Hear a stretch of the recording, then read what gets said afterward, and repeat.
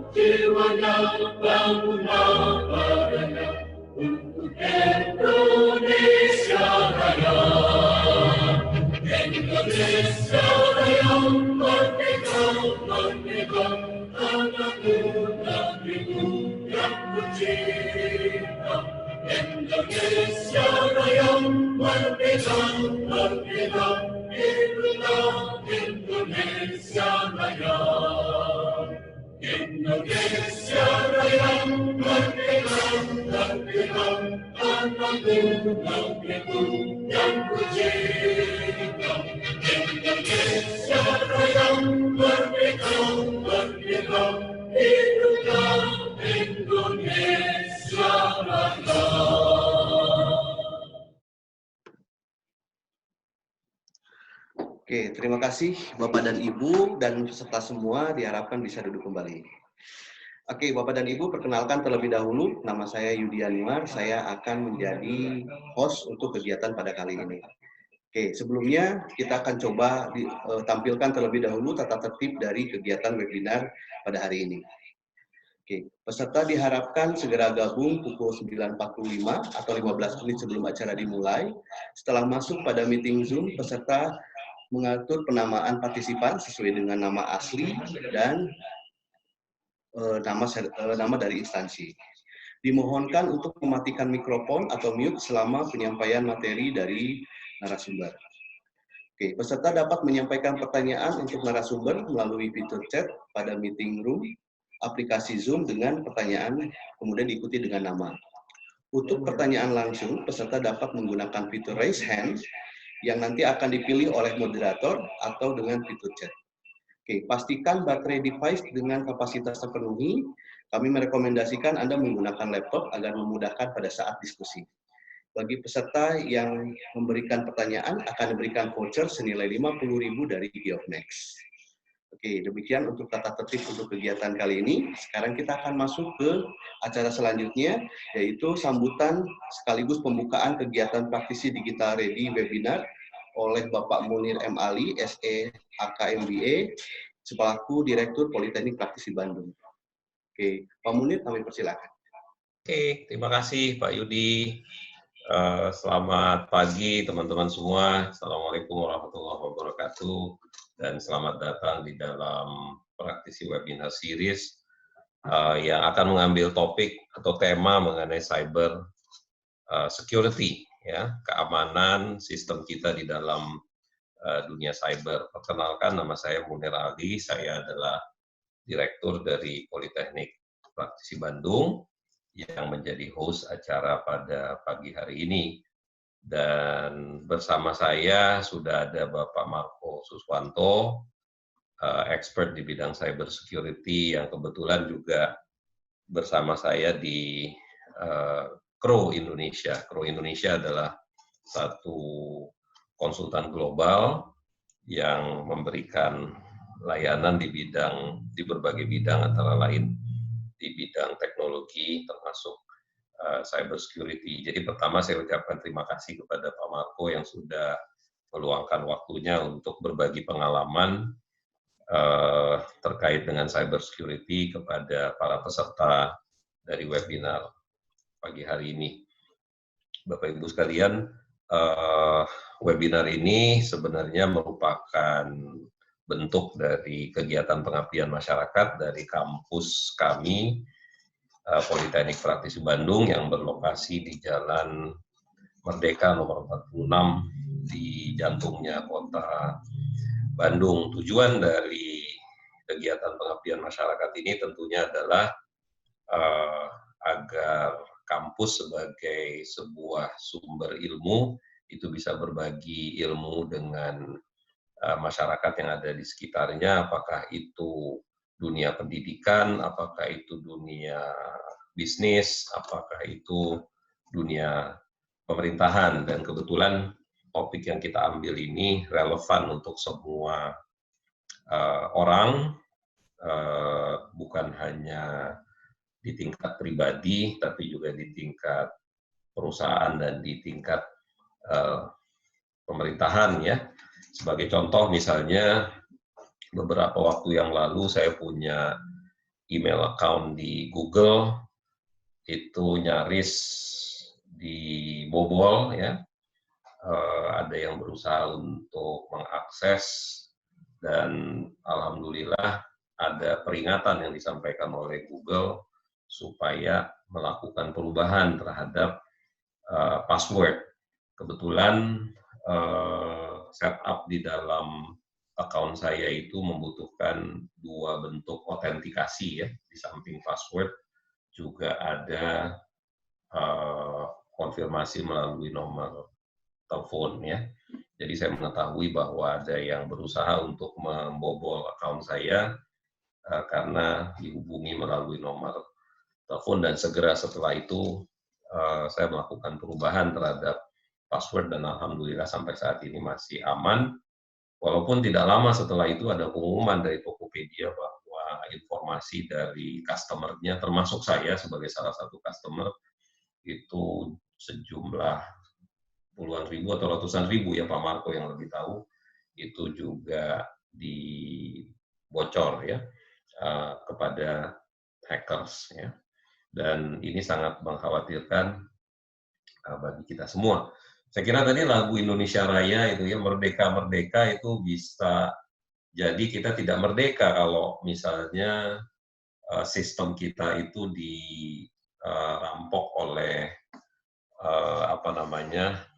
cyber criminals istilahnya, sehingga bisa juga terjadi mereka minta uang, ya, ransom istilahnya, minta uang untuk bisa membuka kembali account kita. Dan itu bisa kita bayangkan kalau terjadi di level perusahaan, bisa jadi sistem informasi perusahaan itu yang menjadi tempat darah bagi perusahaan itu mengalir, itu mengalami kelumpuhan.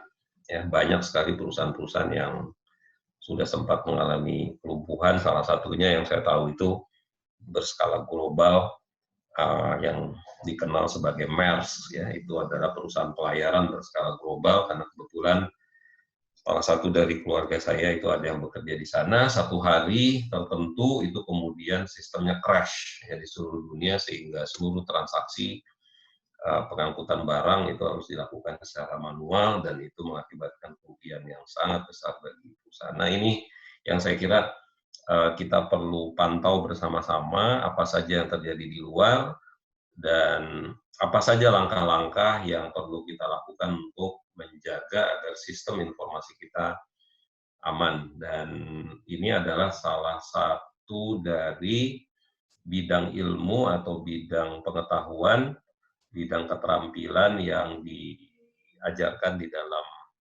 Politeknik Praktisi Bandung, Politeknik Bisnis Digital, karena bisnis digital, sistem informasi digital itu menjadi rapuh ya, dan perusahaannya juga bisa menjadi runtuh hanya karena kelalaian kita tidak membangun sebuah sistem pengaman yang baik. Ya.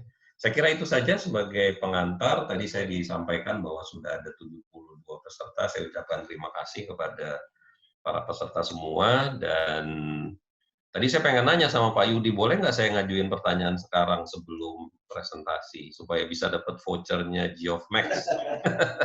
Boleh, Pak. Terus kalau udah dapat 1, boleh nggak minta 3 kalau ngajuin pertanyaan 3 gitu ya. Jadi silakan balapan untuk ngajukan pertanyaan. Dan insya Allah nanti banyak ilmu yang kita dapatkan, makin banyak pertanyaan tentunya akan makin kaya nanti diskusinya.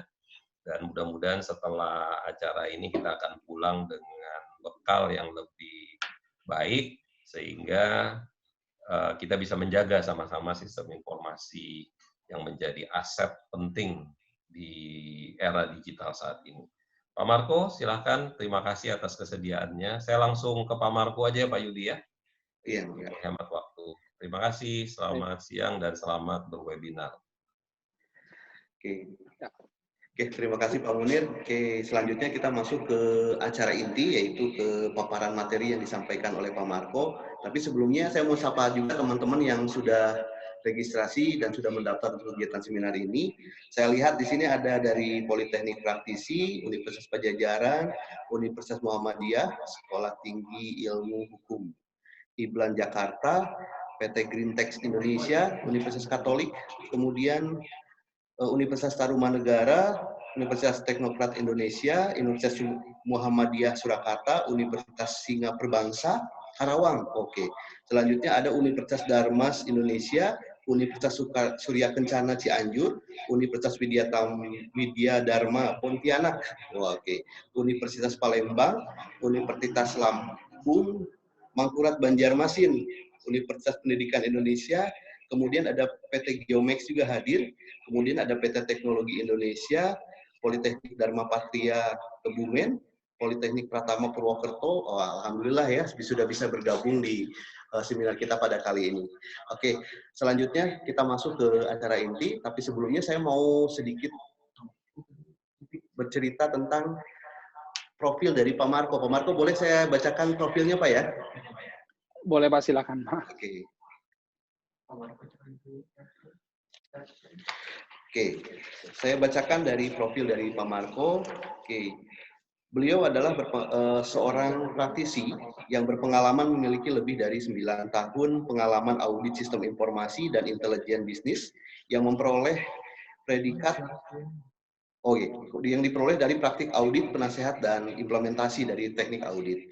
Kemudian beliau memiliki pengalaman yang sangat luas dalam memimpin dan mengelola berbagai perencanaan strategis IT, pengendalian internal IT, pelaporan kepatuhan IT di berbagai industri. Oke, beliau berpengalaman untuk saat ini yaitu teknologi risk service partner at PT Global Reka Cipta di Crown Howard, kemudian member of Crown Howard International. Dari 2013 sampai sekarang, Pak ya.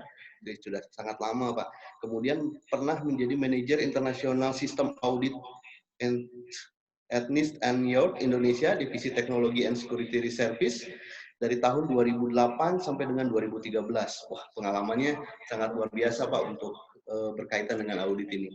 Oke, untuk sertifikasi yang beliau dapatkan, beliau tersertifikasi dari SAP GRC, Access Control, dari SAP, kemudian sertifikasi XBLR Foundation, dari IT Partner, sertifikasi TOGAF juga, dari Open Group, kemudian Oracle, 10G, itu dari administration dari Oracle University, Certificate Information System Auditor atau CISA dari ISAKA, dan juga CRESRC dari ISAKA juga, dan mereka memiliki fokus keahlian di audit review compilation, kemudian personal tax planning, real estate consulting and implementation, tax planning and compliance, kemudian succession planning, dan well management. Wah, oke, mudah-mudahan beliau dapat berbagi ilmu buat kita pada kali ini, dan kemudian kita harapkan juga nanti ada sesi tanya jawab bagi peserta yang akan bertanya dan berbagi ilmu buat kita semua. Oke, waktu dan tempat kami persilakan Pak Marco. Halo, Terima kasih Pak Yudi. Enggak. Terima kasih juga Pak Munir untuk waktu dan kesempatannya. Mungkin saya sekarang coba share screen sedikit ya Pak.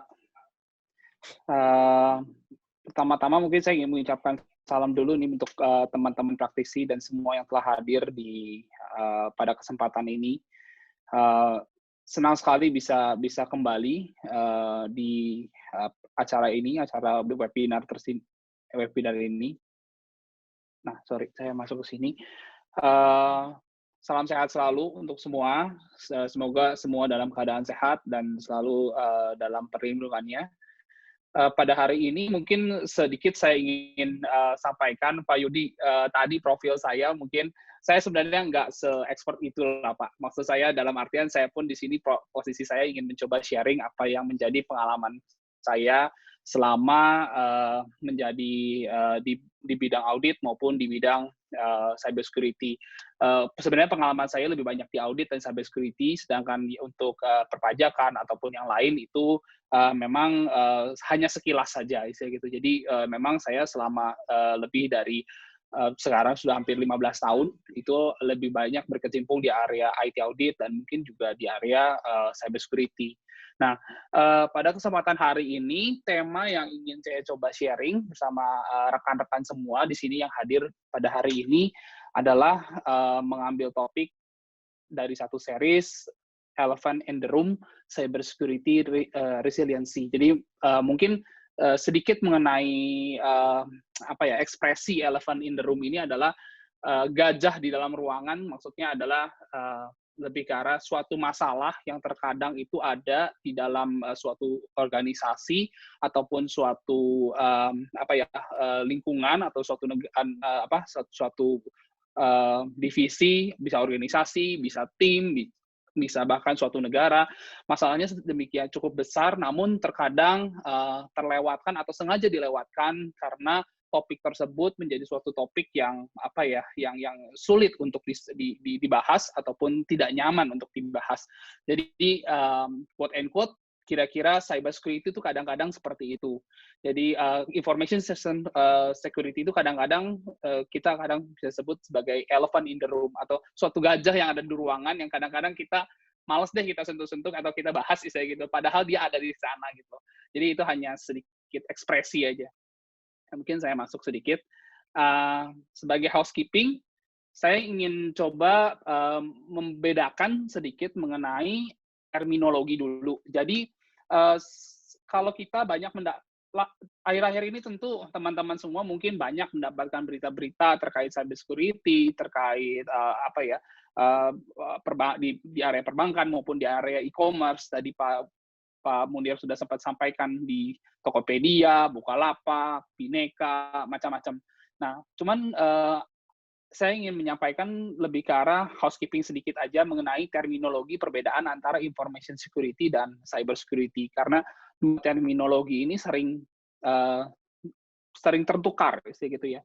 Nah, singkat cerita, information security itu adalah segala macam informasi dalam bentuk apapun. Jadi kalau kita menerima suatu informasi bisa dalam berbagai macam bentuknya, baik itu yang sifatnya paper atau kertas, atau yang sifatnya adalah elektronik. Jadi kalau kita bicara information security, sebenarnya konteksnya adalah luas, segala macam informasi dalam bentuk apapun. Sedangkan kalau kita bicara konteks cyber security, itu biasanya hanya dalam bentuk digital atau hanya dalam bentuk yang elektronik. Bisa itu misalnya file, PDF, Word, ataupun lain sebagainya. Nah, namun konteksnya adalah digital atau berbentuk elektronik. Jadi, information security dan cyber security ini bisa dibilang cyber security adalah subset atau bagian dari information security. Nah, sedangkan information security sendiri bisa ada yang sifatnya physical security juga ada, kunci, gembok, itu semua juga kita kalau misalnya kita istilahnya menutup pintu menggunakan kunci supaya informasi di dalamnya aman, yaitu termasuk information security juga. Nah, secara objektif dua-duanya sama, dua-duanya mencoba mengadres 3 objektif utama, yaitu adalah pertama confidentiality atau kita sebut kerahasiaan. Intinya adalah yang bisa mengakses hanya orang yang memang harusnya bisa mengakses. Kemudian yang kedua adalah integrity, dalam artian hanya orang yang berwenang saja yang bisa memodifikasi atau merubah informasi tersebut atau data tersebut. Dan yang terakhir adalah security ini juga harus bisa mengadres objektif availability, dalam artian ketersediaan. Jadi tidak hanya aman, tapi juga harus bisa tersedia untuk diakses. Jadi kalau misalnya hanya aman tapi tidak bisa diakses, ya tidak mencapai objektif utama. Jadi harus aman dan bisa diakses. Jadi tadi rahasia pertama, jadi dalam artian hanya orang yang authorized yang bisa mengakses. Kemudian kedua adalah hanya orang yang bisa memodifikasi hanya bisa dilakukan oleh orang yang berwenang. Dan terakhir adalah harus bisa diakses. Nah, oke. Nah, sebelum masuk ke yang lebih detail, saya ingin bahas mengenai legislasi atau peraturan yang saat ini ada di area atau di ranah cyber security. Jadi, di ranah cyber security ini sebenarnya adalah ranah yang kita bisa bilang regulasinya itu masih sangat abu-abu, baik di Indonesia maupun di luar Indonesia. Jadi kalau kita bicara di negara di Asia Pasifik saja, regulasinya sendiri itu masih sangat beragam. Ada negara yang kalau misalkan kita lihat di sebelah kiri ini, semakin gelap warnanya, itu semakin ketat regulasinya. Sedangkan semakin terang warnanya, itu regulasinya itu semakin longgar, istilahnya gitu ya. Kalau kita lihat di sini, China, ya tentunya karena dia negara komunis. South Korea di situ juga merah, Hong Kong merah, Macau merah. Ini negara-negara yang kalau misalkan ada pelanggaran cyber security itu tindakannya keras, undang-undangnya jelas. Nah, kalau kita lihat di Indonesia, contohnya kita masih hijau. Hijau artinya adalah sebenarnya regulasinya belum ada yang clear gitu loh. Regulasinya belum jelas gitu.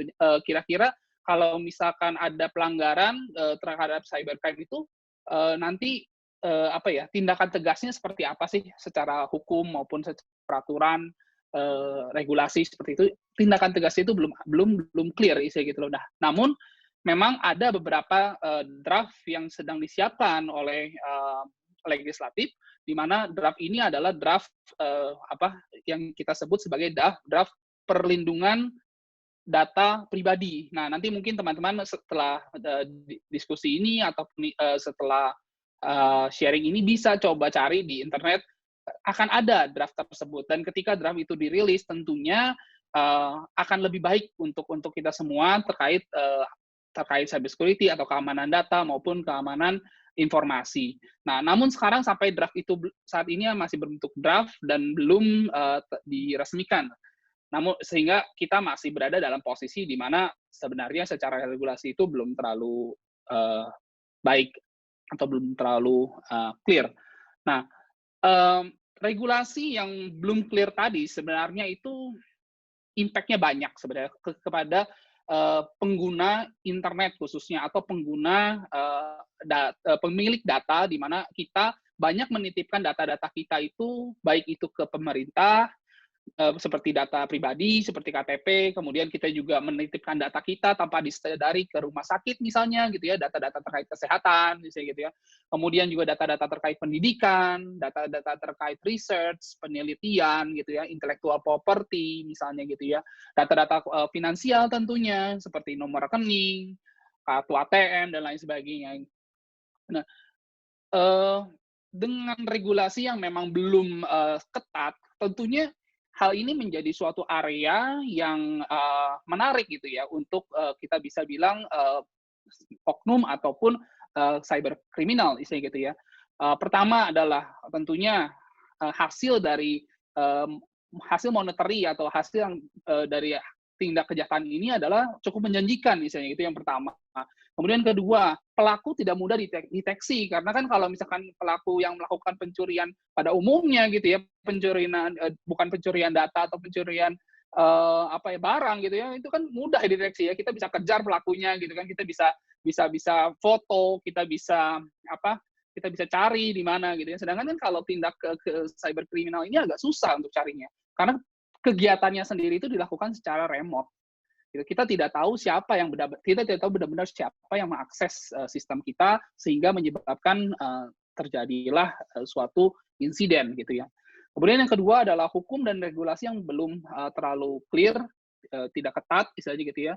Kemudian praktik cyber security juga yang belum efektif dari berbagai instansi ataupun dari berbagai entitas gitu ya, organisasi.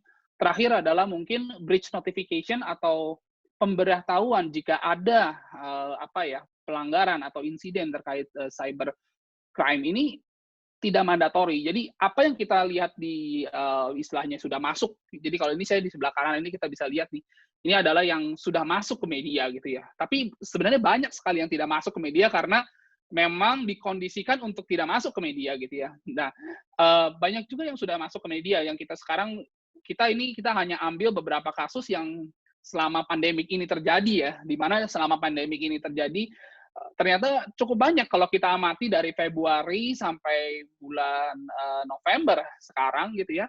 Dari mulai pertama itu adalah kasusnya Tokopedia, kemudian masuk ke Bukalapak, kemudian ke Bineka, kemudian ke Danamon, Telkomsel, BTPN, BRI, kemudian baru ini juga baru kemarin ada juga yang di Maybank gitu ya. Bukan yang satu lagi, ini lebih kecil nilainya, tapi ada ini kejadiannya di Juni 2020 ya. Mungkin teman-teman udah aware semua mengenai kejadian-kejadian ini dan kejadian ini adalah kejadian yang memang disebabkan karena adanya tindakan-tindakan tadi cybercrime. Nah, namun pelakunya siapa? Sulit sekali bahkan untuk organisasi sebesar bank-bank ini gitu ya, bank-bank sebesar ini gitu ataupun brand-brand terkenal ini untuk bisa mendeteksi siapa sih pelakunya gitu ya dan bisa meminta pertanggungjawaban mereka terhadap apa yang telah mereka lakukan. Ini sangat sulit sekali sehingga biasanya yang dilakukan oleh instansi-instansi tersebut adalah ya mengganti dana nasabahnya atau mengganti rugi terhadap kliennya atau mengganti rugi terhadap customer-nya istilahnya gitu loh dan dana yang harus disiapkan ataupun ini hanya satu insiden istilahnya gitu ya yang kita lihat gitu ya tentunya ada banyak insiden lain yang memang kita memang tidak lihat di media karena memang kalau misalkan seluruh insiden ini didisclose ke media tentunya kita pun sebagai customer ataupun sebagai pengguna layanan mereka tentunya akan merasa ragu untuk menggunakan layanannya kembali gitu ya. Nah itu adalah kenyataan yang banyak terjadi saat ini hanya di rentang waktu selama kita pandemi ya atau banyak kegiatan-kegiatan work from home seperti itu. Kemudian, nah memang tanpa disadari dengan adanya pandemi ini semakin banyaknya kegiatan-kegiatan yang dilakukan secara remote.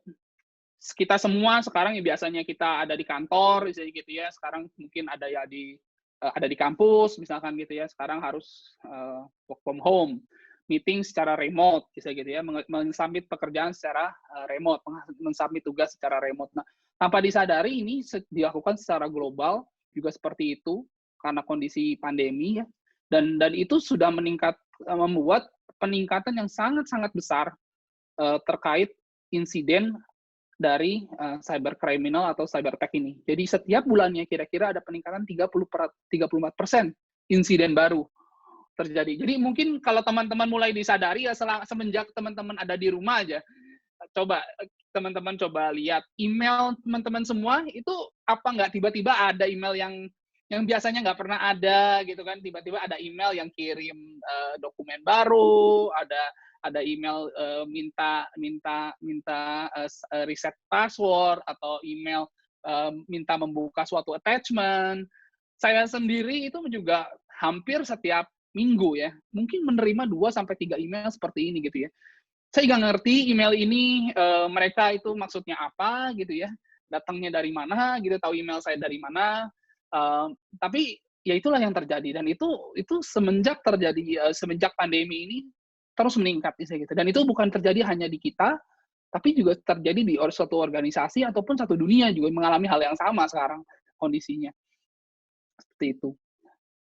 Nah, lalu kita sekarang saya ingin bahas mengenai gajahnya. Tadi kan di awal pembukaan saya bicara mengenai elephant in the room. Lalu gajahnya di mana gitu kan? Lalu gajah yang tadi saya sebut sebagai suatu hanya sebagai satu analogi di mana sih sebenarnya isu utamanya atau masalah utamanya itu apa sih? Yuk kita bahas, yuk kita lihat sebenarnya itu gajahnya di mana gitu ya. Nah, kalau kita cari siapa sih si gajah ini yang menyebabkan terjadinya hal-hal cyber kriminal ataupun insiden-insiden yang tadi banyak sering terjadi yang sudah terjadi ya istilahnya gitu ya. Ternyata saya tidak bicara bahwa seluruh insiden itu tadi adalah sumbernya dari si gajah ini, belum tentu. Tapi kebanyakan atau secara statistik atau secara probabilitas gitu ya. Ternyata 60% dari cyber kriminal atau suksesnya suatu tindakan cyber kriminal atau cyber crime atau cyber security attack gitu ya kita sebutnya, itu ternyata 60% disebabkan oleh inside job. Inside job itu maksudnya adalah orang yang sebenarnya ada di dalam organisasi kita sendiri. Jadi gajahnya itu sebenarnya ada di dalam, misalnya kalau kita ada dalam perusahaan, gajahnya itu ada dalam perusahaan kita sendiri gitu ya. Karena 60% dari cyber attack itu sumbernya atau inisiatornya adalah dari dalam sebenarnya gitu ya. Nah, sedangkan 40% sisanya itu adalah baru dari eksternal. Dalam artian 40% ini mungkin adalah hacker ataupun orang-orang yang lagi kita sebutnya script kiddies atau orang-orang yang sedang mencoba menghack gitu ya, di phishing dan lain sebagainya. Nah, namun kalau di luaran itu kan seakan-akan pemberitaannya itu berbeda, bahwa hampir seluruhnya ini disebabkan oleh faktor eksternal gitu ya. Namun kalau kita telusuri root cause-nya, ternyata 60% itu penyebabnya adalah internal faktor atau orang-orang yang ada di dalam organisasi kita. Misalnya kalau misalkan suatu kampus adalah mahasiswanya, dosennya, dan lain sebagainya. Kalau misalkan suatu perusahaan, karyawannya, bosnya, CEO-nya, saya, partnernya gitu ya, itu adalah sebenarnya yang menyebabkan atau root cause yang bisa menyebabkan terjadinya cybercrime. Jadi kalau misalnya kita bicara gajahnya di mana, sebenarnya gajahnya ada di dalam rumah kita sendiri, gajahnya gitu ya.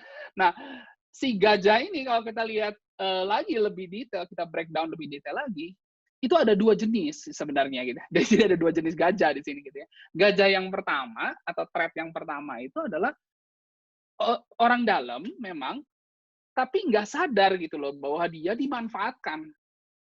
Nah itu adalah jenis yang pertama, gajah yang pertama gitu. Jadi saya tidak sadar bahwa saya dimanfaatkan dan saya berada dalam suatu organisasi, saya dimanfaatkan, atau saya tidak sengaja misalnya melakukan istilahnya men-share password pribadi saya misalnya, ataupun password di dalam kesisteman IT saya misalkan gitu ya, IT password saya misalkan kayak gitu ya. Saya tidak sadar bisa gitu loh. Atau saya tidak mengira bahwa itu akan bocor seperti itu ya. Bisa seperti itu. Ataupun memang secara sadar. Jadi ada yang memang secara sadar dilakukan, ada yang memang secara tidak sadar dilakukan.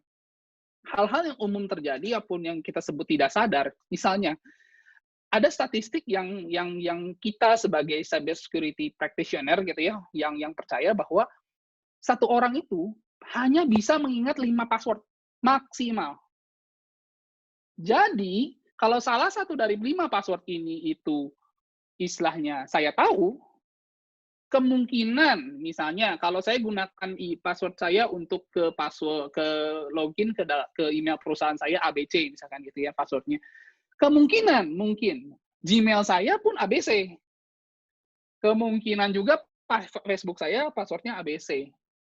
Itu memang natural behavior dari seorang keterbatasan dari human ya, human limitation gitu. Jadi human limitation itu memang tidak didesain untuk mengingat semua password itu ya. Kalau misalnya kita mungkin coba lihat, coba explore ke internet banking kita deh, misalnya gitu ya.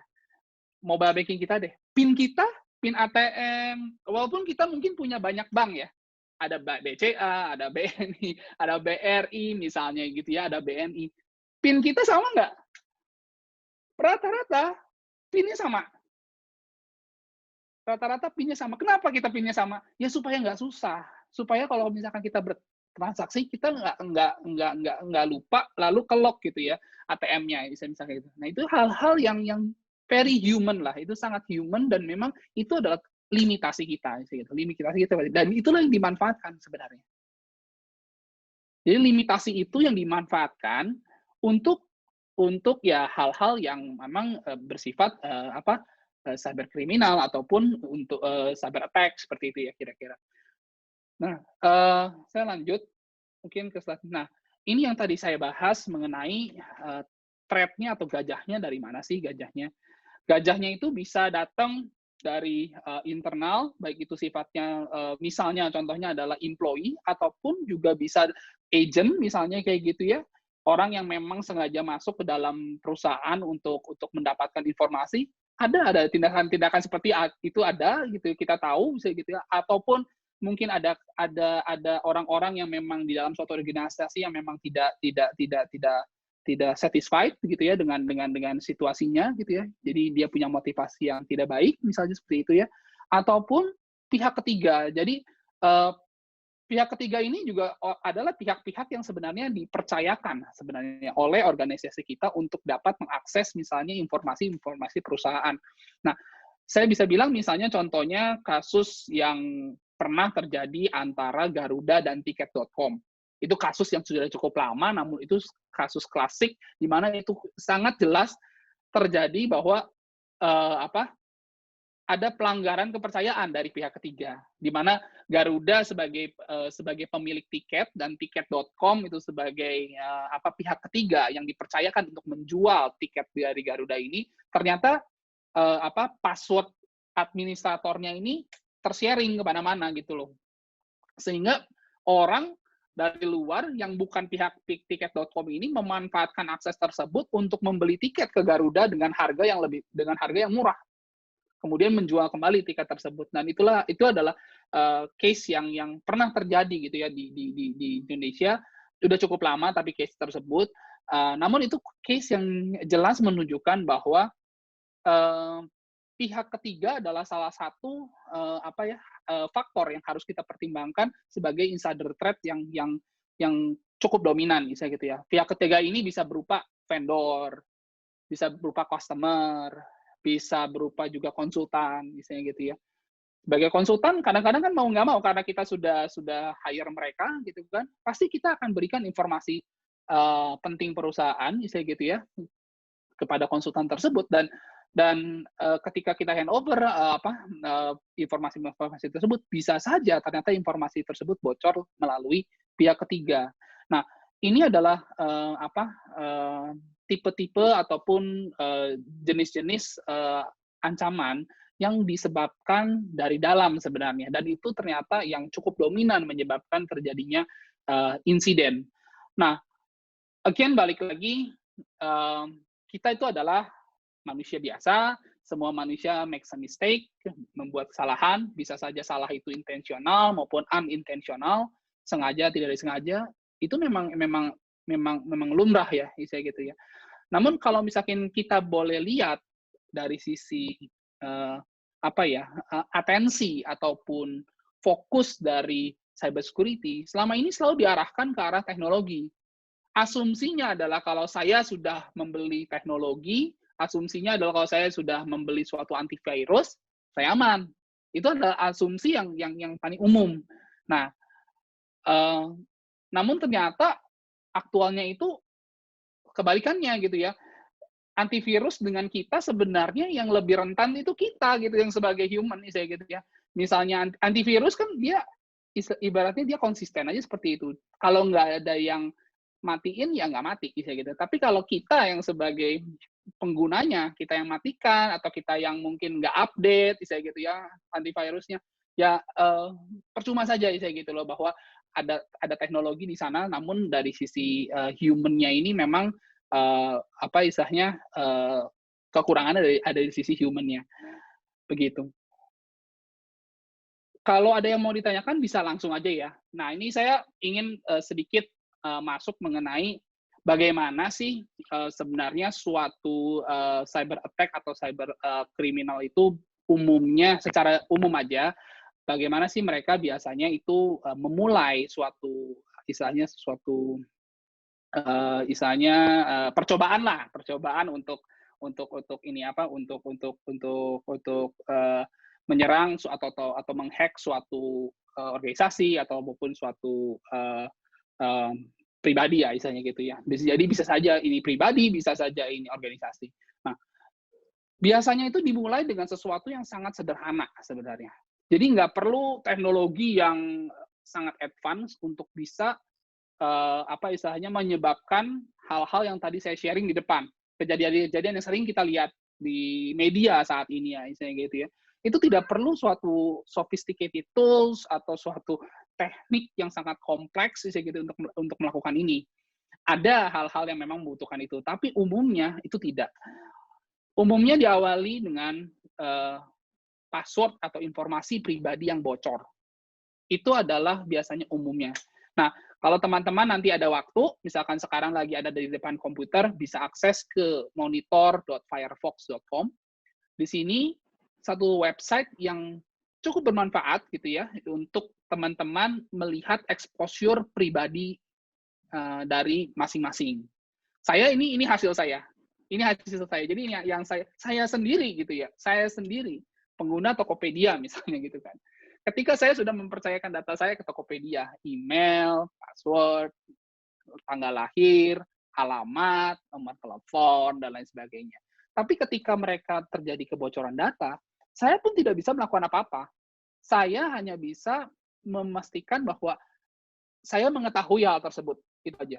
Itu yang saat ini yang kita bisa lakukan. Kita bisa mengetahui hal tersebut dan kita bisa secepatnya memperbaiki atau merubah passwordnya ataupun mengubah password tersebut.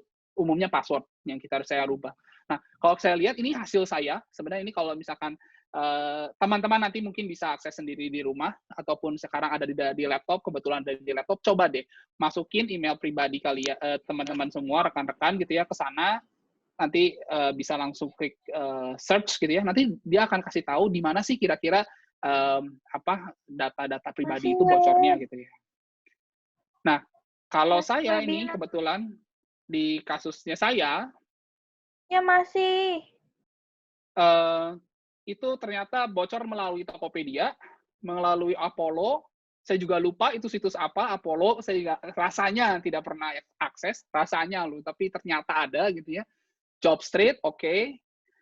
LinkedIn, oke, itu memang saya. Nah, yang penting dari ketika teman-teman melihat hasil ini adalah yang terpenting itu adalah sebenarnya bukan di mana bocornya, tapi lebih ke arah kapan bocornya. Ini yang paling penting. Karena kapan ini bocornya itu menentukan seberapa akurat password kita. Misalnya kita bocor, tapi ternyata, misalnya contohnya saya ambil kasus LinkedIn. Ternyata kebocorannya terjadi 2016, yaitu sekitar 4 tahun lalu. Mungkin selama rentang 4 tahun itu saya sudah merubah password saya. Mungkin loh. Tapi kalau misalkan beberapa yang masih baru, seperti itu ya, seperti ini, itu kan baru Mei kejadiannya. biasanya saya lupa, saya mungkin belum reset password dan saya belum tahu misalkan. Nah, dan itu yang menjadi sangat beresiko untuk password tersebut dimanfaatkan.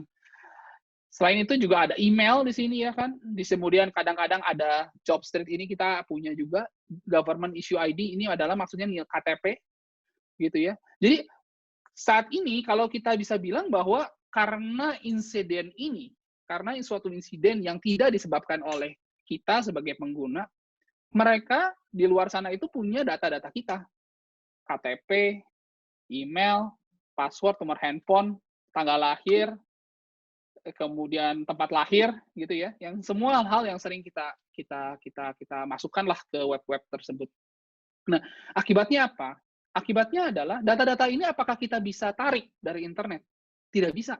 Ketika sudah terjadi insiden seperti ini, data tidak bisa ditutup, data kita tidak bisa kita tarik dari internet karena sudah bocor.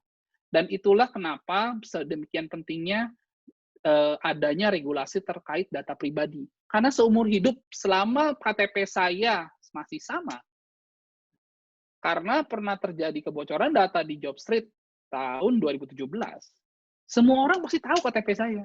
Dan ketika dia tahu nomor ID KTP ini bisa digunakan untuk segala macam jenis kegiatan saat ini gitu ya, karena nomor ini nomor yang sangat penting gitu ya. Baik itu misalnya ada yang misalnya saya mau minta bantuan ke Telkom misalkan, ataupun mau minta bantuan ke bank misalkan untuk phone banking ataupun untuk reset password internet banking, semua akan menanyakan informasi ini, tanggal lahir ibu, bapak ibu, kemudian ibu kandung, nama ibu kandung, alamat.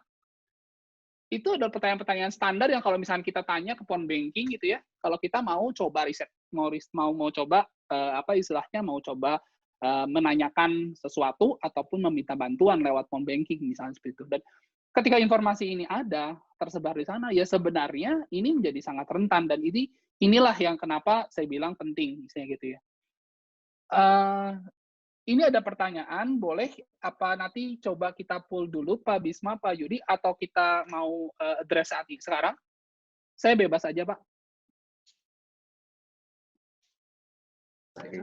Pak Yudi, Pak dulu Bisma. aja, Pak. Lanjut ya. Tampung saja dulu, kemudian nanti dilanjutkan, nanti kita ada sesi khusus buat tanya jawab mungkin, Pak. Boleh. Oke, Pak. Baik, Pak. Terima kasih. Saya lanjut dulu.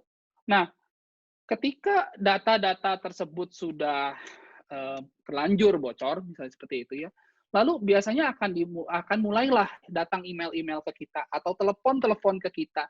Sampai sehari-hari kita kadang-kadang suka menerima telepon, baik itu nawarin kartu kredit, ada juga yang mungkin pernah istilahnya punya pengalaman dengan Gojek, yang ditanya nomor kodenya gitu ya, ketika nomor kode transaksi gitu ya. Ada yang ditanya mungkin terkait dapat email gitu ya. Nah, ini hal yang sangat umum terjadi ketika data-data tersebut sudah istilahnya sudah beredar gitu ya.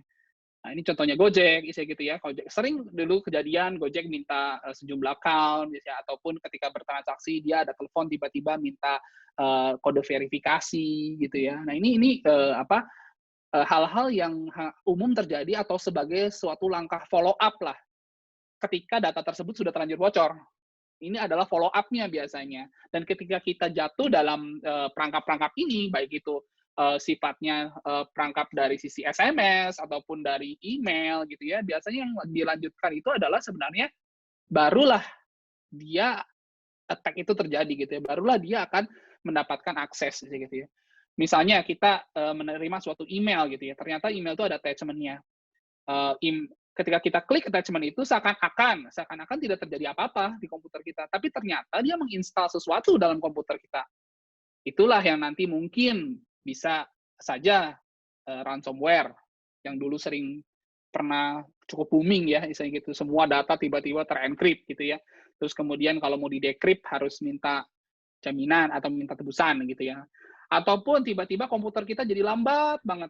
Ternyata buat mining Bitcoin gitu kan.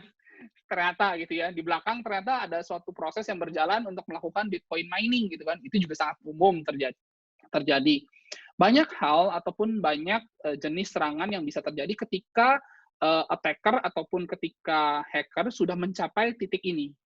Apapun bisa terjadi ketika sudah sampai titik ini karena basically dia sudah menempatkan footprint-nya di di device kita, baik itu yang sifatnya mobile phone, PC, laptop, server, atau apapun itu.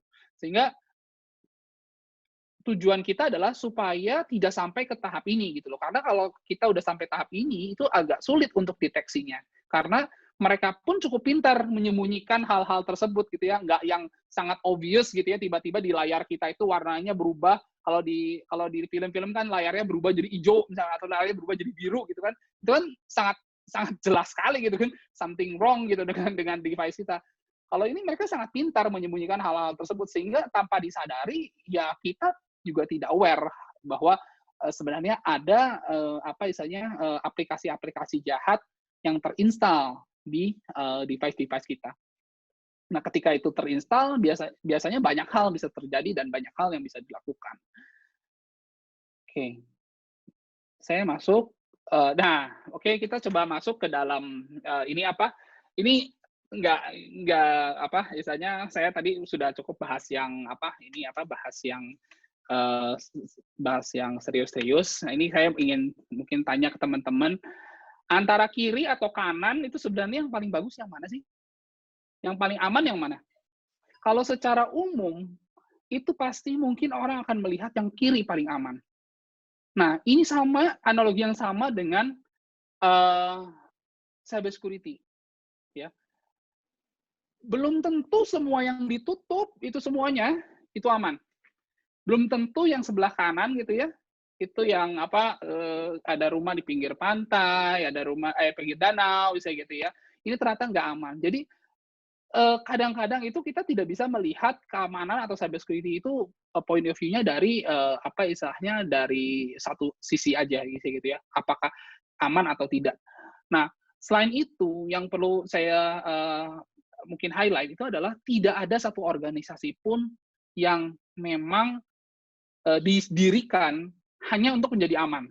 Jadi perlu ini juga hal yang dari pengalaman saya gitu ya, selama lebih dari 15 tahun di area ini, tidak ada satu organisasi yang menjadi klien saya atau yang menjadi auditi saya itu memang didirikan hanya untuk menjadi aman. Tidak ada. Semua organisasi itu misalkan kampus didirikan tujuan utamanya adalah untuk pendidikan. Tidak ada kampus yang didirikan tujuannya adalah untuk menjadi aman gitu ya. Tidak. Kemudian perusahaan tidak ada perusahaan yang didirikan hanya untuk menjadi aman. Perusahaan didirikan misalnya untuk memproduksi suatu barang atau untuk hal-hal lainnya gitu ya. Nah, berarti kita harus pertanyakan kembali konteks aman ini gitu ya. Aman, tapi ketika kita tidak bisa melakukan proses apapun, kita tidak bisa melakukan aktivitas apapun, tidak ada artinya. Jadi yang kita harapkan itu adalah kita misalkan kampus kita bisa mendeliver kegiatan belajar mengajar kita secara aman. Jadi yang kita amankan itu bukan memang kita dirikan kampus untuk jadi aman, enggak. Tapi kita memastikan kegiatan belajar mengajar itu menjadi aman. Sehingga konteks aman ini itu lebih ke arah menempel ke dalam setiap kegiatan atau activity yang kita lakukan. Baik itu teman-teman dengan background developer yang saat ini mungkin hadir di webinar ini gitu ya. Aman itu bukan berarti hanya membuat program yang memang tujuannya jadi aman. Nggak ada program yang dibuat atau di-coding hanya untuk aman. Program dibuat untuk menyelesaikan suatu masalah bisnis. Namun harus berjalan secara aman. Jadi aman ini hanya suatu atribut lainnya yang akan menempel kemanapun sebenarnya, ke setiap aktivitas apapun yang kita lakukan. Kemudian, bagaimana organisasi umumnya itu melihat keamanan? Saya install antivirus, artinya aman. Saya mengenkripsi setiap data, artinya aman. Saya membuat ini apa membuat firewall gitu ya, mengimplementasi firewall atau apa filtering gitu ya, artinya aman. Nah, ini jenis keamanan yang menurut kita kalau dari sudut pandang sebagai cybersecurity apa ya analis, ini jenis keamanan yang sebenarnya agak semu kita sebutnya. Karena biasanya kalau dari sisi kita itu melihatnya, atau kita kalau misalnya kita melihat dari sudut pandang pelaku-pelaku cyberkriminal, mereka itu melihatnya itu seperti ini gitu ya. Tidak ada yang aman gitu ya.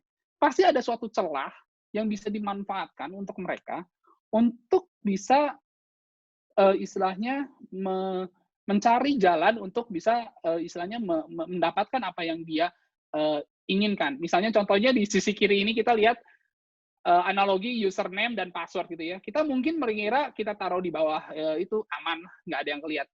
Tapi ya nggak gitu juga, gitu. Terus sebelah kanan itu kita lihat semua seakan-akan sudah ditutup gitu ya, jendela itu dengan itu.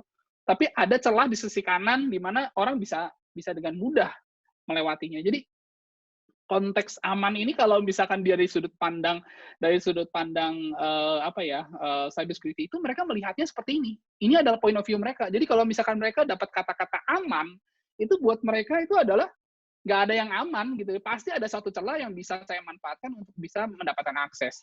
Jadi point of view dari kriminal itu seperti ini. Point of view dari cyber kriminal itu seperti ini. Nah, ini ada suatu video yang lucu.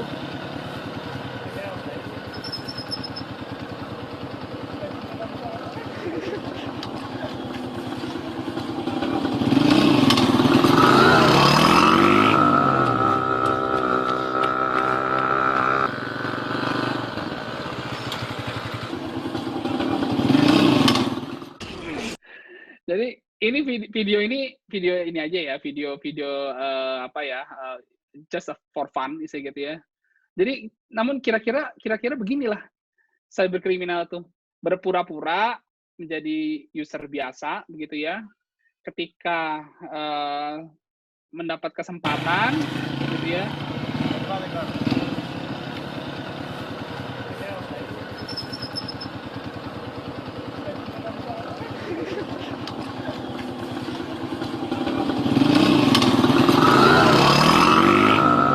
Sudah motornya diambil, balik lagi pula handphone-nya.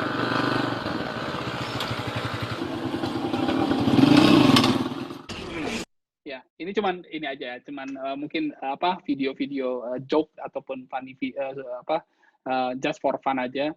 Jadi kira-kira seperti itulah. Dimanapun bisa kejadian gitu ya. Jadi memang kalau dibilang agak sulit untuk stay secure ataupun selalu menjadi aman itu memang sangat sulit dalam dunia yang serba digital seperti sekarang gitu ya.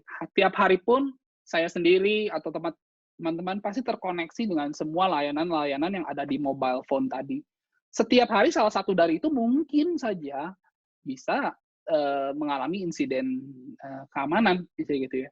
Nah, ini lebih ke arah mengenai lalu bagaimana sih dengan situasi yang memang saya bisa bilang bahwa satu, kalau misalnya saya bisa summary, pertama adalah memang regulasi yang memang belum seketat ataupun regulasinya belum se-clear di negara lain mungkin karena saat ini lagi sedang arah ke sana gitu ya. Itu yang pertama. Kemudian kedua itu adalah digitalisasi yang kita tidak bisa cegah bahwa setiap industri, setiap organisasi sekarang terus mencoba melakukan digitalisasi, mengkonversi data-data yang ada di dalam kertas atau tadinya berbentuk hard copy ke dalam bentuk soft copy, melakukan otomasi, workflow dan lain sebagainya. Ini kita tidak bisa pungkiri bahwa digitalisasi ke depan akan semakin kencang dan akan semakin berkembang gitu ya. Kemudian yang ketiga itu adalah kondisi pandemik yang mau nggak mau kita pun dipaksa untuk berada dalam jarak atau bekerja dalam jarak jauh ataupun lain sebagainya gitu. Hal-hal tersebut tentu sangat membuat suatu environment yang sangat ideal lah untuk saya bisa bilang environment yang ideal untuk terjadinya suatu tindak kejahatan cybercrime misalnya gitu ya. Nah, namun yang kita bisa lihat bahwa point of view-nya pertama, kalau kejadian atas cybercrime itu sesuatu yang mungkin sudah tidak bisa kita kendalikan, out of control. Yang kita bisa kendalikan atau yang kita bisa manage itu adalah bagaimana kita merecover ataupun bagaimana kita melakukan precaution atau pencegahan-pencegahan agar ketika itu terjadi kita bisa istilahnya merecover, gitu ya, istilahnya merecover baik itu data kita, merecover kalau misalkan saya bicara dalam konteks pribadi, misalnya kita punya data-data penting, bagaimana caranya kita bisa yakin bahwa kita 100% aman saat ini? Susah jawabnya. Tapi kalau misalkan kita melakukan precaution, bisa. Misalnya backup. Hal-hal simple yang dari day to day pun kita bisa lakukan itu, backup misalnya gitu ya. Password misalkan. Bagaimana caranya supaya saya punya mungkin ada puluhan layanan, kalau saya ingat satu-satu passwordnya, pasti saya lupa gitu ya. Tapi kalau saya kasih password yang sama semuanya, sekali ada yang bocor, ketahuan semua 100-100-nya. Nah, biasanya saya gunakan yang namanya password manager. Ada yang free untuk password manager. Jadi saya bisa taruh catatan dengan aman gitu ya. Kalau login ke sini passwordnya A, login ke sini passwordnya B, login ke sini passwordnya C. Tidak ada satu layanan pun dari 100 layanan itu misalnya menggunakan password yang sama. Sehingga misalkan kejadian pun ya hanya terlocalize gitu ya di satu layanan misalnya gitu ya. Itu adalah hal-hal yang sifatnya pribadi. Hal lain misalnya email. Ketika kita menerima suatu email, ya kita nggak langsung dengan serta-merta mengikuti apa yang menjadi instruksi di email tersebut. Misalnya emailnya bicara mengenai tolong reset password Anda gitu, karena password Anda akan segera expired gitu ya. Kalian akan verifikasi dulu dari mana sumbernya, kemudian apa yang diminta gitu ya. Terutama kalau dia minta data-data yang sensitif seperti password dan lain sebagainya, kalian harus lebih berhati-hati karena bisa jadi itu datang dari sumber yang memang bukan dari sumber yang seharusnya gitu ya, misalkan dari Google ataupun dari yang lain gitu ya. Kemudian juga kartu kredit misalnya seperti itu ya, kartu kredit maupun informasi keuangan, gunakan dengan istilahnya kita pastikan misalnya hal-hal simpel lah yang untuk pribadi itu misalnya kartu kredit. Kalau kita sering bertransaksi di internet misalnya gitu ya, jangan gunakan kartu kredit dengan limit yang besar. Buatlah satu kartu kredit yang memang dikhususkan untuk itu. Sehingga kalau misalkan terjadi pun tindak pencurian ataupun tindak fraud gitu ya melibatkan kartu kredit kita, tidak besar limitnya, sehingga kita masih tidak mengalami kerugian yang besar gitu ya. Nah, itu adalah hal-hal yang bersifat pribadi. Kalau misalkan ada hal-hal yang bersifat organisasi, tentu lebih banyak yang bisa kita lakukan karena organisasi itu lingkupnya lebih besar daripada pribadi. Ada pribadi di sana, ada klien di sana, ada customer di sana, ada vendor di sana. Ya, tentu kalau dalam konteks organisasi, tingkat pengamanannya pun atau level-level pengamanannya pun akan lebih kompleks. Mungkin itu yang ingin saya share pada pagi hari ini. Setelah ini mungkin kita akan banyak bisa lakukan tanya jawab jika memang ada teman-teman yang ingin. Saya lihat di sini udah cukup banyak pertanyaan-pertanyaan. Mungkin dari saya sharingnya cukup di situ. Sekarang kita akan coba masuk ke tanya jawab. Mas Bisma, Mas Yudi, mohon dibantu, Mas. Pertanyaan yang mana yang sekiranya saya harus tanggapi pertama kali? Karena saya lihat ini cukup banyak ya, dan topiknya beda-beda ya. Iya betul Pak. Oke, mungkin kita langsung ke sesi tanya jawab aja Pak ya. Boleh Pak. Ini sangat bagus sekali Pak materinya, kemudian juga ini antusiasme pertanyaan juga sangat luar biasa. Oke, sekarang kita masuk ke pertanyaan pertama dulu Pak. Ini dari Bu Iren nih, Bu Iren dari Universitas Widyatama. Oke, ada 3 pertanyaan katanya Pak. Bagaimana caranya kita bisa mendeteksi adanya data digital yang disembunyikan lewat aplikasi sistem? Nah, mengingat tadi Bapak katakan bahwa orang tertentu pemegang kunci yang bisa buka suatu data. Kemudian pertanyaan keduanya, bagaimana caranya agar orang lain tidak bisa menjebol data perusahaan entitas bisnis atau perbankan oleh pihak masyarakat umum? Nah, kemudian yang terakhir pertanyaannya, bagaimana caranya agar seluruh proses bisnis dari entitas bisnis bisa terkoneksi dan dipantau oleh pemerintah pusat?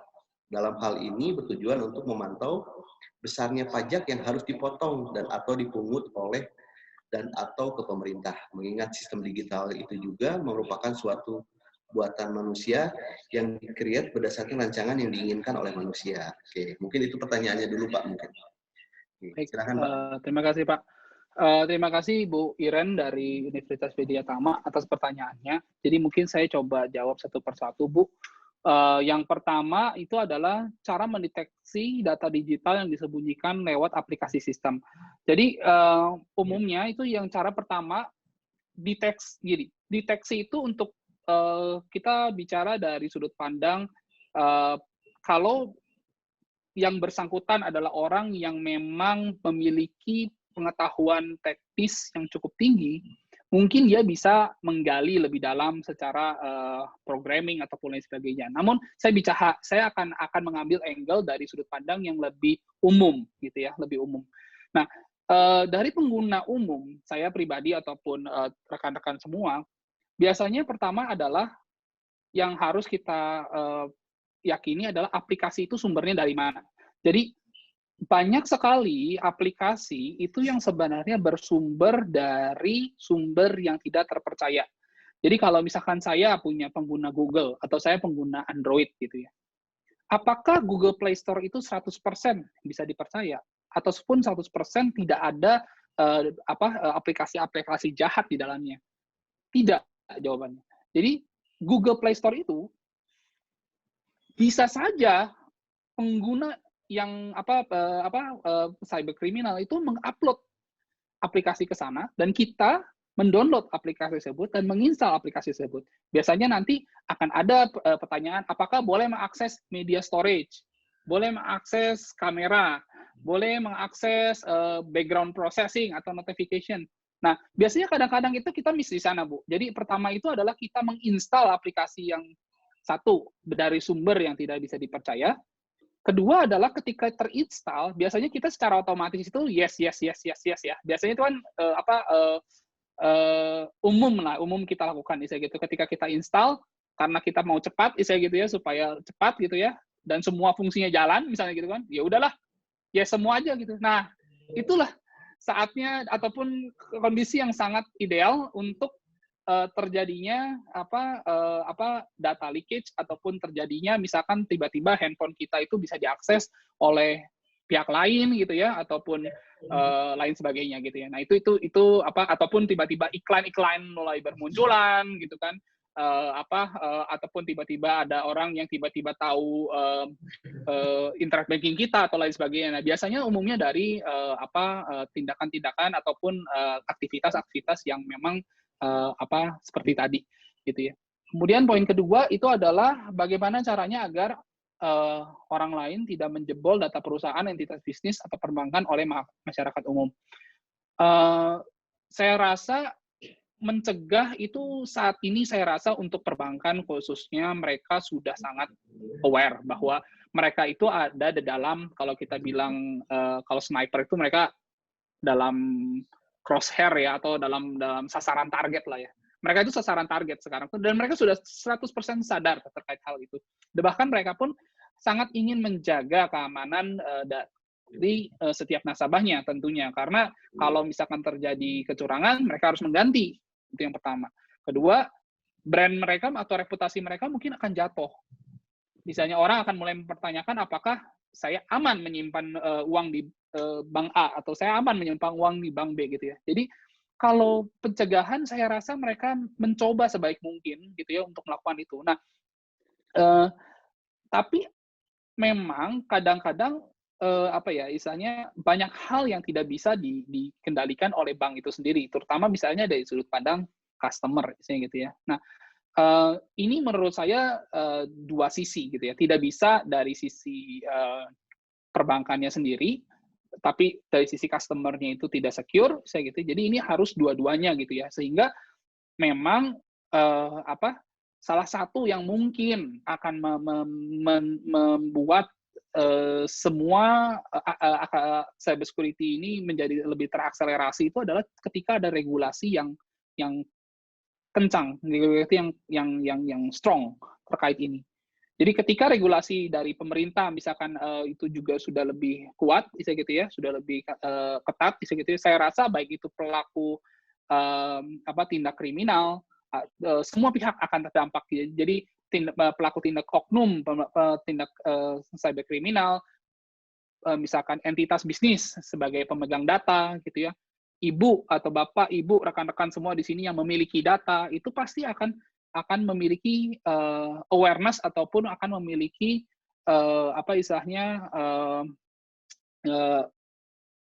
tindakan-tindakan yang mungkin akan lebih secure ya istilahnya gitu. Jadi ada beberapa pihak, pemilik data, orang yang melakukan pemrosesan data, dan juga ada orang yang dititipkan oleh kita. Jadi kalau kita bicara mengenai data, kita pemilik data, saya memiliki data. Kemudian saya titipkan data saya ke, misalnya saya titipkan ke operator Telkom, misal Telkomsel, ataupun telekomunikasi misalnya, operator telekomunikasi, kemudian ke bank, itu saya titipkan data saya. Mereka itu adalah sebagai orang yang menerima data kita, gitu kan. Dan mereka juga harus mengamankan data tersebut. Kemudian untuk kebutuhan bisnis, mereka harus men-share data kita ke pihak ketiga lainnya. Misalkan bank bekerja sama misalkan dengan PLN ataupun payment untuk payment system lah misalnya gitu ya, ke public utility ataupun ke mana lah, marketplace gitu ya, e-commerce lain sebagainya. Ketika mereka memanfaatkan data kita yang kita titipkan ke misalkan ke tadi ya, ke operator tadi, kemudian operator tadi memanfaatkan data kita untuk memberikan layanan yang lebih baik untuk kita, itu pun mereka harus melakukan pengamanan, bisa gitu. Nah, ketika itu tahapan-tahapan itu semua clear, bisa gitu ya, dengan regulasi yang clear, tentunya saya rasa semua akan lebih baik, bisa gitu. Kemudian terakhir adalah memantau besarnya pajak yang harus dipotong. Saya mungkin agak kurang clear, Bu Iren, mohon maaf untuk poin yang nomor 3. Mungkin saya akan coba jawab sebisa saya. Mungkin kalau secara pajak dibuat oleh digital, buatan manusia, misalkan untuk yang ini mungkin mohon maaf saya agak kurang clear, namun kalau dari sudut pandang keamanan, saya rasa besarnya pajak yang harus dipantau atau dipotong itu lebih ke arah aspek integrasi, Bu. Jadi integrasi bagaimana nanti dari perpajakan itu berintegrasi dengan setiap sistem yang digunakan oleh organisasi ataupun kita sebagai pribadi ya, saya gitu ya. Kira-kira seperti itu, Bu. Mudah-mudahan menjawab, Bu, untuk poin 3. Oke, baik. Terima kasih Pak Marco, Bu Iren. Tadi sudah dijawab oleh Pak Marco ya. Oke, mudah-mudahan terjawab untuk pertanyaannya. Nanti kalau ada pertanyaan lebih lanjut mungkin bisa ditanyakan melalui email. Silakan, ya. Pak. Silakan. Selanjutnya ini ada dari Pak Budi Nugraha. Pak Budi. Oke, Pak Budi Nugraha akan bertanya secara langsung, Pak. Pak Budi tadi baru melakukan audit, Pak ya? Iya. Suara saya jelas nggak, Pak? Kira-kira? Alhamdulillah jelas, Pak. Silakan. Langsung ditanyakan saja, Pak. Terima kasih. Terima kasih, Pak Yudi. Pak Marco, ini saya Budi dari PT Greentex ya. Kebetulan juga alumni dari Politeknik Praktisi angkatan 2012. Sebetulnya ada 3 pertanyaan, cuman saya lihat antusiasme teman-teman juga bertanya lumayan besar. Jadi saya limit menjadi 1 pertanyaan saja, Pak. Kebetulan hari ini saya akan mengaudit rekanan bisnis partner kita gitu ya. Saya lihat tadi menarik ya, Bapak juga sebagai auditor gitu ya. Tapi saya kebetulan bukan auditor basicnya. Saya minta tips dan trik, Pak, untuk kemudian melakukan audit cyber security yang efektif gitu ya kepada bisnis partner saya. Kira-kira apa saja yang harus saya audit? Karena sebetulnya ada poin-poin khusus juga yang memang menjadi catatan saya. Saya mendapatkan poin-poin dari CityPad, Pak. Mungkin Bapak juga tahu ya CityPad, yang kemudian sekarang jadi MSC, Minimum Security Criteria. Ada beberapa poin, cuman mungkin dari Bapak ada tambahan-tambahan khusus dari pengalaman Bapak sebagai auditor. Kira-kira apa saja tips dan trik untuk mengaudit sehingga kita bisa memberikan atau bisa apa ya, bisa menemukan hal-hal yang kira-kira kurang baik dari sisi audit kita gitu ya, perusahaan yang kita audit atau bisnis partner yang kita audit, sehingga itu bisa membangun kemudian kebaikan bagi perusahaannya dan juga perusahaan kita. Itu mungkin Bapak ya, terima kasih. Terima kasih Pak Budi. Pertanyaannya bagus sekali Pak. Jadi saya langsung aja Pak jawab Pak. Jadi ini sebenarnya adalah tips dari mungkin kalau misalkan saya lihat dari rentang waktu selama ini saya coba berpindah dari ada penugasan di beberapa klien ya istilah gitu. Biasanya ada beberapa hal Pak yang bisa Bapak lihat. Pertama itu adalah aspek-aspeknya ya.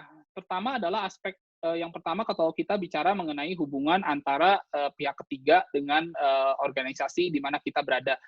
Pertama itu adalah aspek legal, Pak. Jadi legal ini sekadang saya tidak bicara cyber security, tapi cyber security itu sebenarnya istilahnya banyak ininya ya, banyak ini ya, irisannya lah, istilah gitu. Nah, kali ini saya bicara aspek legal dari cyber security. Nah, sebagai dalam bentuk hubungan pihak ketiga itu biasanya ada perjanjian kerjasama, Pak. Nah, dalam perjanjian kerjasama itu biasanya kita sebagai pihak pertama atau pihak yang memiliki data, misalnya gitu ya, atau di mana kita bekerja sama dengan pihak ketiga. Nah, kita pihak data itu pasti akan melakukan data sharing dengan mereka. Nah, umumnya karena ini adalah data kita akan memperlakukan dengan lebih aman, dengan lebih secure, dengan lebih rahasia, dengan lebih terkontrol, karena data kita.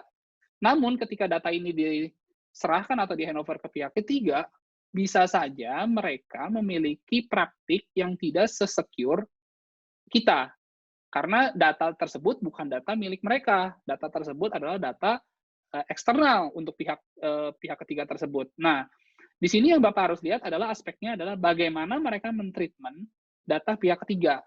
Ketika Bapak harus melakukan data sharing, misalkan contohnya pertama, apakah internal Bapak NDA ataupun non-disclosure agreement itu menjadi sesuatu yang wajib. Kemudian yang kedua, yang bisa dilakukan dari aspek legal, apakah terjadi, kalau misalkan terjadi kebocoran informasi, pihak ketiga tersebut harus memberitahukan ke pihak Bapak sebagai pemilik data. Nah, itu biasanya dua hal tersebut itu biasanya dimasukkan dalam klausul-klausul yang ada dalam klausul kerjasama, Pak. Jadi hal tersebut yang mungkin bisa dilihat dari sisi kalau misalnya kita bicara aspek legal ya. Jadi pertama adalah masalah non-disclosure agreement, yang kedua adalah masalah kalau ada terjadi kebocoran data di data kami, misalkan atau data perusahaan Bapak di pihak ketiga, mohon infokan. Bukan berarti ini ya karena kalau mereka tidak infokan pun data Bapak juga akan ada di luar sana gitu, sehingga lebih baik diinfokan oleh pihak ketiga ini karena supaya kita tahu dan kita bisa memanage gitu ya data-data apa saja yang bocor gitu ya, dan seberapa penting data yang bocor, penting atau tidak gitu kan, segala hal-hal seperti itu. Nah, itu adalah dua hal yang saya sarankan itu ada dalam aspek legal dari cyber security ketika hubungan kerjasama dengan pihak ketiga. Nah, sekarang aspek yang lebih teknis ya, aspek yang lebih teknikal. Kalau dari sisi aspek yang lebih teknikal, yang Bapak mungkin bisa lihat itu adalah umumnya bagaimana internal manajemen mereka itu mengendalikan hal-hal atau data-data yang sensitif. Pertama, itu adalah siapa yang mengakses sistem yang digunakan. Misalnya kita ada satu integrasi lah dengan perusahaan ini. Tergantung ada integrasi atau enggak. Data apa yang di-sharing dan bagaimana data itu di-sharing. Kalau misalkan data itu di-sharing secara fisikal, atau siapa yang bisa mengakses. Atau data tersebut diintegrasikan secara interface gitu ya, sistem ke sistem, siapa yang bisa mengakses gitu ya. Kemudian biasanya kita melihat akses ini di orang yang memiliki akses tertinggi, paling administratornya deh, gitu saya bisa bilang. Nah, karena mereka punya akses ke semua gitu ya, ke semua sistem maupun ke semua data. Nah, jenis-jenis akses seperti inilah yang harus kita istilahnya detilkan gitu ya. Siapa yang memegang passwordnya, dipegang oleh siapa, kemudian activity-nya dimonitor atau tidak, aktivitas user tersebut. Jadi user itu kita juga bagi dua, pengguna sistem itu kita bagi dua selalu. Pengguna biasa atau bisnis user biasa, dan pengguna super atau istilahnya super user lah sebutannya. Di dalam perusahaan itu ya kalau menggunakan IT, biasanya ada dua jenis pengguna ini. Pengguna biasa itu biasanya punya akses yang sangat terbatas. Jadi kalau misalkan terjadi breach ataupun terjadi kebocoran data, terbatas data yang bocor. Tapi kalau misalkan pengguna super, di mana aksesnya dia ini bisa kemanapun, bisa merubah apapun, bisa mengakses apapun, ketika pengguna super ini atau super user tadi sebutannya itu tidak di-maintain atau dikelola dengan baik, resikonya akan besar. Sehingga ini area yang kalau misalkan dalam hubungan pihak ketiga kita perlu cari tahu siapa sih yang menjadi super user dan apakah kegiatan dari super user ini dimonitor dengan baik oleh pihak lain, baik itu misalnya internal audit di perusahaan yang bersangkutan ataupun mungkin atasannya langsung, misalnya gitu ya, kira-kira seperti itu. Tapi apakah si pengguna super user ini ada yang monitor, misalnya gitu ya? Jangan sampai dia ya bebas aja pakai aksesnya suka-suka dia, misalkan kayak gitu kan. Nah, ini kan hal-hal yang memang mungkin sangat beresiko. Jadi mungkin itu Pak yang sering kita temukan ataupun tips yang mungkin bisa diterapkan mungkin di aktivitas Bapak sehari-hari mungkin sebagai auditor ya. Itu Pak dari saya.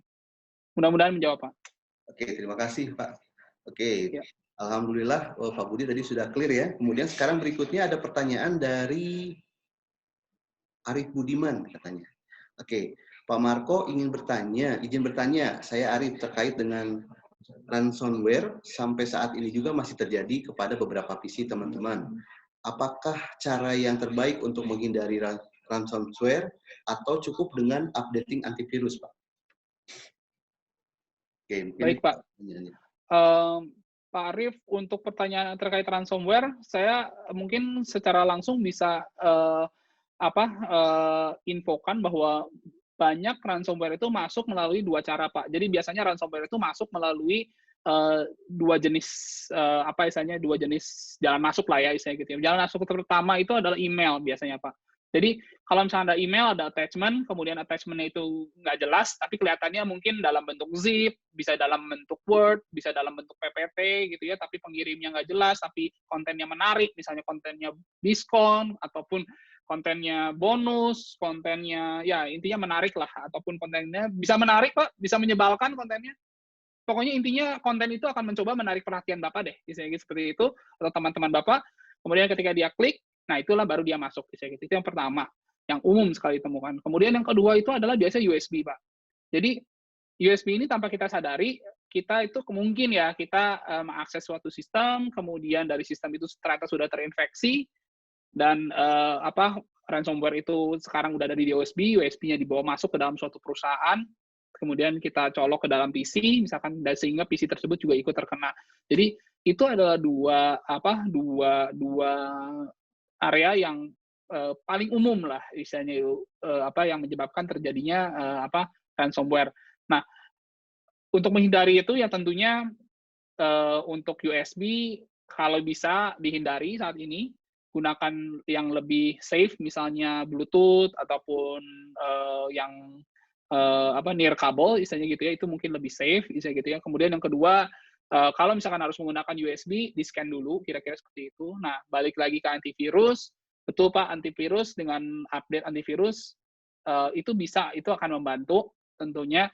Antivirus bisa membantu untuk mencegah, karena sekarang rasanya antivirus sudah cukup baik lah untuk mencegah hal-hal tersebut, walaupun tidak 100% ya, karena antivirus itu antivirus itu begini Pak, antivirus itu sama seperti kita dalam kondisi pandemi, kita membuat antivirus ataupun kita membuat vaksin, tapi harus ada virusnya dulu. Dan orang harus tahu bahwa virusnya itu behavior-nya seperti apa, kira-kira baru bisa dibuat vaksinnya, gitu kan. Nah, sayangnya ada periode di mana antara virus ditemukan sama vaksin atau antivirus ditemukan itu ada 2 periode yang cukup ada jeda lah antara ini gitu loh. Nah, jeda inilah yang apa istilahnya yang jeda yang saya bisa bilang jeda resikonya di sini gitu loh, karena antara antivirusnya itu menemukan bagaimana mencegah virus tersebut masuk dengan virus itu pertama kali ditemukan gitu. Jadi sebenarnya apakah 100% mencegah? Tidak, tapi akan membantu, sangat membantu gitu, untuk mendeteksi virus ataupun ransomware yang memang umum ditemukan. Kira-kira begitu Pak Arief. Oke, terima kasih Pak. Ini sebetulnya masih banyak pertanyaan Pak. Ya, oke. Tetapi mungkin kita batasi untuk 4 pertanyaan saja. Jadi ini ada pertanyaan terakhir Pak dari Kang Sidik atau Pak Sidik dari Geomax. Selamat siang Pak Marco, mohon maaf izin bertanya. Mohon di-share tips-tips untuk melakukan bertransaksi online melalui internet banking secara aman. Terima kasih Pak. Oke Pak, boleh Pak. Jadi terima kasih Pak Sidik pertanyaannya. Saya jawab langsung ya Pak. Tips pertama, jangan gunakan public internet Pak. Jadi public internet itu sangat berbahaya. Terutama apabila Bapak menggunakan internet banking. Jadi internet banking sendiri kan sensitif ya. Kita bisa bilang internet banking itu sensitif karena isinya financial information ataupun transaksi finansial. Sehingga ketika Bapak akan melakukan transaksi yang bersifat finansial, ataupun ke website yang bersifat finansial, hindari gunakan public wifi. Jadi kalau misalkan kita ada di kafe, ada di restoran, umumnya kan mereka menyediakan tuh Pak, menyediakan public wifi. Nah, hindari hal tersebut karena umumnya restoran ataupun hotel, misalnya kita berada, ataupun kafe di mana kita terkoneksi, itu mereka tidak menerapkan security gitu ya, karena mereka hanya memberikan fasilitas ibaratnya gitu kan, gratis sih gitu kan, fasilitasnya gratis, kita bisa berinternet di sana gitu kan. Kita nggak bisa expect bahwa mereka akan menerapkan cyber security atau security yang yang kuat di sana gitu. Jadi memang mereka tidak desain untuk itu, dan banyak kejadian di mana data itu banyak bisa dibaca ketika kita terkoneksi ke public wifi, sehingga jangan gunakan public wifi. Solusinya adalah pertama, bisa gunakan GSM kita, Pak. Jadi kalau misalkan kita punya handphone, sekarang yang cukup modern ya, mobile phone, kita bisa tethering, itu adalah solusi yang paling aman sebenarnya. Itu yang pertama. Kemudian yang kedua, misalkan kita tidak ada, tidak ada opsi lain, harus gunakan public wifi, bisa menggunakan fasilitas yang ada yang free, ada yang berbayar, fasilitas VPN.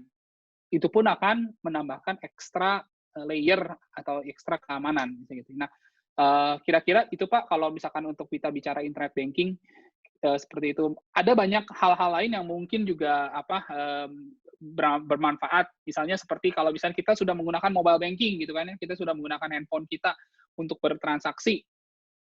Ya balik lagi bisa menggunakan VPN ataupun ketika kita mobile banking atau internet banking, usahakan biasanya ini yang baru ya, yang sering terjadi seperti di kasus-kasus yang kita temui. SIM card namanya adalah teknik SIM card swapping. Jadi tiba-tiba handphone Bapak hilang sinyal, SIM card-nya itu ternyata diduplikat oleh pihak lain untuk bisa mengakses mobile banking Bapak. Dan ini yang kejadian di beberapa bank yang sekarang muncul kasusnya di internet, Pak. Ada yang barusan kehilangan 400 juta, ada yang barusan lapor kehilangan 72 juta, dan ini banyak sekali. Dan ini istilahnya sekarang banyak digunakan lah trik-trik seperti ini, namanya SIM card swapping. Indikasinya adalah tiba-tiba Bapak kehilangan sinyal. Ketika Bapak kehilangan sinyal, Bapak tidak bisa kontak ke operator biasanya. Nah, biasanya itu ada indikasi itu SIM card Bapak itu sedang diduplikat di tempat lain sebenarnya. Sehingga yang Bapak nggak bisa connect gitu, yang tiba-tiba expired gitu ya, yang lain connect.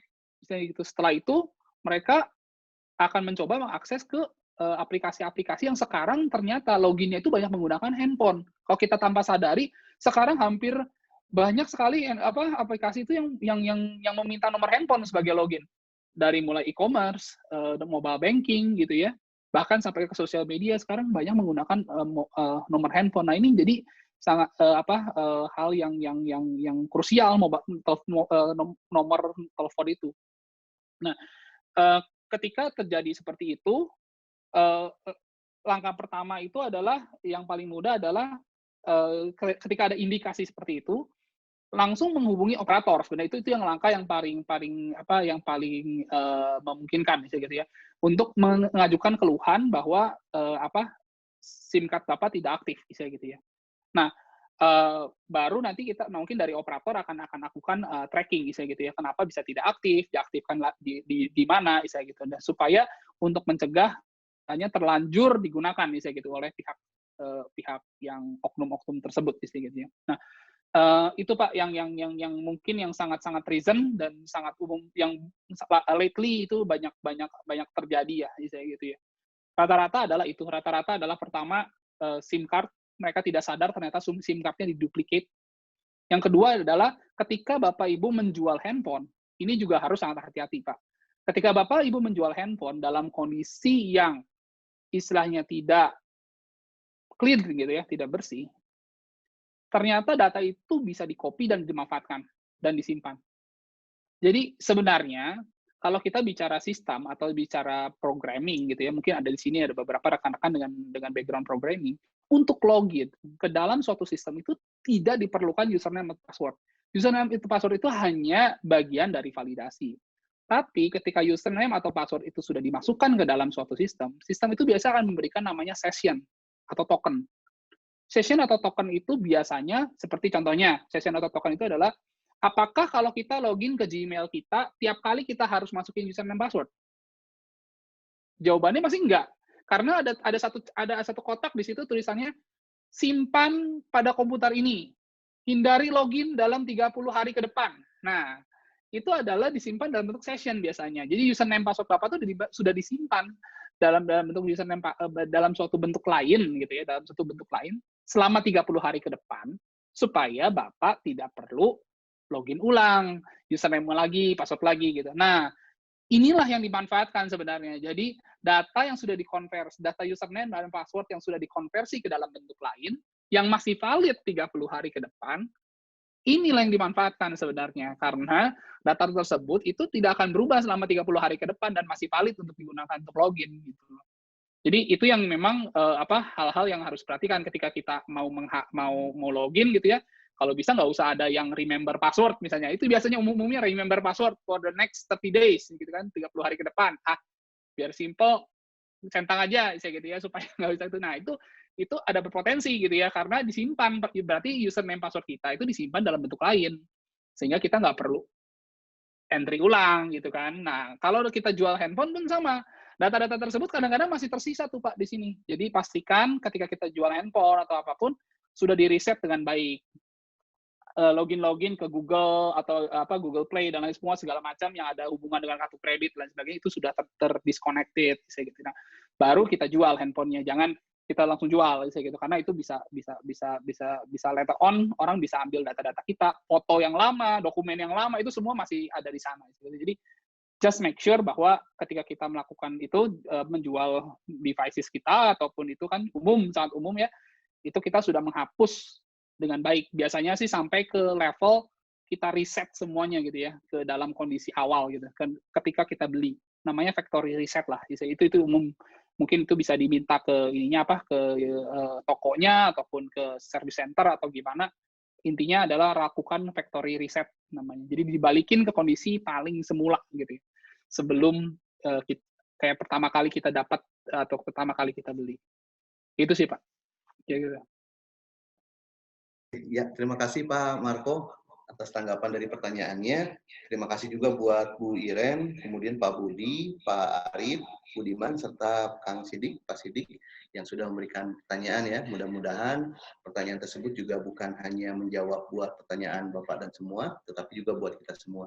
Oke, buat teman-teman yang lain yang akan bertanya, nanti silakan bertanya di belakang saja. Nanti kita akan coba share emailnya Pak Marco ya. Kita coba minta izin buat share email buat kalau misalnya teman-teman semua ada pertanyaan, mungkin bisa langsung ditanyakan ke Pak Marco melalui email. Oke, selanjutnya kita masuk ke sesi berikutnya, yaitu pemberian sertifikat kepada pemateri. Oke. Pak Marco, berikut ini kami lampirkan, kami sampaikan sertifikat untuk kegiatan kali ini untuk Pak Marco. Oke, terima kasih Pak Marco. Sertifikat ini diberikan kepada Bapak Marco Suwanto, CISA, CIRSK, CISA, dan CSX sebagai pemateri penyelenggara dari Politeknik Praktisi Bisnis Digital untuk kegiatan Praktisi Digital Ready Webinar, kemudian dengan tema Protect Your Digital System from Cyber Threat. Oke, menggunakan aplikasi Zoom yang dilaksanakan di Bandung 19 November 2020. Oke, akhir kata mungkin terima kasih Pak Marco atas kesempatannya berbagi ilmu dengan buat kita semua. Mudah-mudahan kita bisa saling bersilaturahmi lagi Pak, dan jangan sungkan-sungkan nanti kalau misalnya untuk datang ke Bandung untuk mampir ke kampus kami, dan kami pun diberikan kesempatan untuk saling berkomunikasi lagi Pak ketika kita mau berdiskusi, mungkin seperti itu Pak. Oke, sekarang kita masuk ke sesi selanjutnya. Kita akan masuk ke foto bersama. Bapak dan Ibu dimohon untuk mengaktifkan kameranya karena kita akan lakukan dokumentasi untuk pemotretan secara langsung. Oke, ada 3 pengambilan foto Bapak dan Ibu. Oke, sekarang kita masuk ke pose yang pertama dulu. Oke, kita akan masuk ke perhitungan ketiga. 1, 2, 3.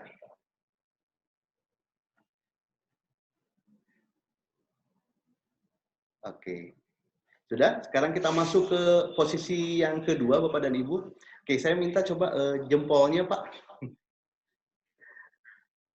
Oke. 1, 2, 3. Oke. Oke, satu lagi gaya bebas, mungkin Bapak dan Ibu mau berekspresi, silakan.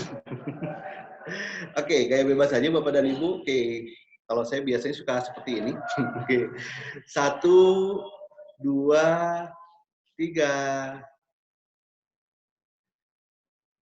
Oke, sip, sudah cukup Bapak dan Ibu. Untuk hasilnya mungkin nanti kita akan share di grup Pak ya, untuk dokumentasi fotonya.